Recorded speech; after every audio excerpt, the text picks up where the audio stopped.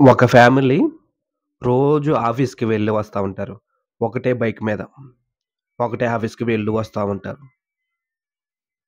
ఒకరోజు ఆఫీస్‌కి వెళ్ళి వచ్చారు.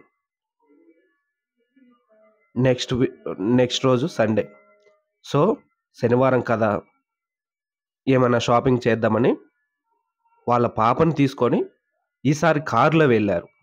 అదే రూట్‌లో ఆఫీస్ దగ్గర వరకు. షాపింగ్ చేయాలన్నా కూడా ఆఫీస్ దగ్గర వరకే ఎళ్ళాలి. అలా వెళ్తుంటే రోడ్డు మధ్యలో ఒక చెట్టు విరిగి ఆ కారు మీద పడింది. కారు అద్దాలు అవి బయటకొచ్చాయి, పగిలాయి. డోర్స్ ఓపెన్ అయ్యాయి. వీళ్ళు బయటికి రావటానికి కష్టపడుతున్నారు. అక్కడున్న జనాలు చూసి వీళ్ళని బయటికి తీశారు. అప్పుడు ఈ కపుల్ అనుకున్నారు, రోజు బైక్‌లో వస్తాం. ఈరోజు కార్‌లో వచ్చాం. ఈ కారే మనల్ని ఇలా చేసింది.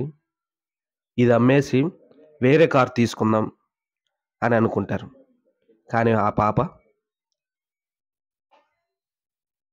కారు అమ్మొద్దు నాన్న. ఇది ఉండబట్టే మనం ఈరోజు బ్రతికున్నాం. అదే రోజులాగా మీరు బైక్‌లో వెళ్ళొస్తా ఉంటారు. నేను కూడా బైక్‌లో వస్తే, ఆ చెట్టు కొమ్మ మన మీద పడితే, ముగ్గురు మరణించేవాళ్ళం.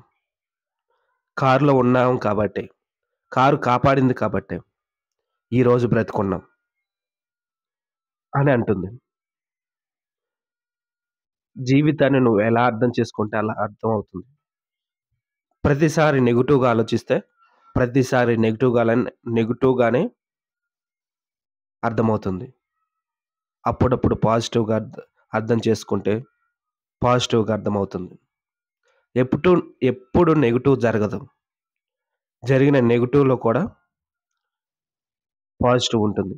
అంతా మన మంచికే అనుకోవాలి. ఏమో నువ్వెళ్ళే దారిలో ముల్లు గుచ్చుకుందని ఇంకో దారి చేంజ్ జేసుకుంటే, ఇంకో దారిలో వెళ్దామనుకుంటే, ఆ దారిలో కాలే పోవచ్చేమో. లేకపోతే ఇంకేదైనా జరగొచ్చేమో. ముల్లు గుచ్చుకుందని దారిని మార్చడం అవసరమా?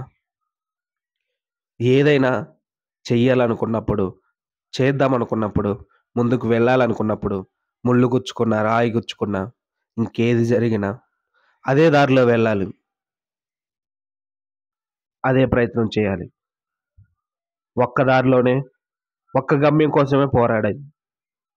ఎన్నో గమ్యాలు పెట్టుకొని, ఎన్నో దారులెంచుకుంటే జీవితం అగమ్య గోచరంగా ఉంటుంది.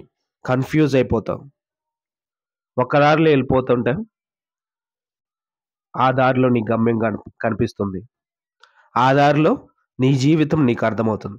అంతేకాని ఇది కాకపోతే ఇంకోటి, ఇంకోటి కాకపోతే ఇంకొకటి అలా దారులు మార్చుకుంటూ ఎళ్తుంటే, నీ జీవితమంతా దారులు మార్చటంలోనే సరిపోతుంది. నువ్వెప్పటికీ గమ్యాన్ని చేరలేవు. ఈ దారిలో దగ్గరైంది, ఇంకో దారిలో దూరమవ్వచ్చు. ఇంకో దారిలో దూరమైంది, ఈ దారిలో దగ్గరవ్వచ్చు. ఎలా అయినా నీ గమ్యానికి నువ్వు చేరువ కాలేవు. సో, ఒక గమ్యం, ఒకటే దారి ఎంచుకో. నీ జీవితం బాగుంటుంది.